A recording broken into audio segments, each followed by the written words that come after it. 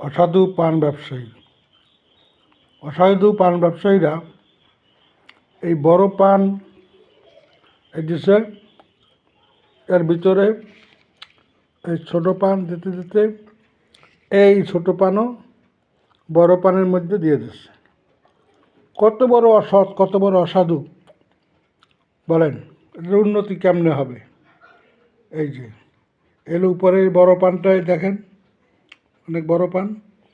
তারপর এই এটা থাকলে সমস্যা হতো না, কিন্তু তারপর দেখেন এই যে গুড়ি গুড়ি পান, এই যে গুড়ি গুড়ি পান, এই পান এই বড় পানের ভিতরে দিয়ে দিচ্ছে। চিন্তা করা যায় কত বড় অসৎ অসৎ এরা হারামভাবে এইভাবে পয়সা মানুষকে ঠকাইয়া আয় করে। পানের চলি কত? 50 টাকা, 40 টাকা, 60 টাকা, ঠিক আছে দেন। আহা, বাড়িতে আনার পর দেখি এই যে 50-60 টাকা পানের ভিতরে এই যে 10 টাকা 5 টাকার পান চলি তাও দিয়ে দিচ্ছে। আল্লাহ এদেরকে হেদায়েত করুক।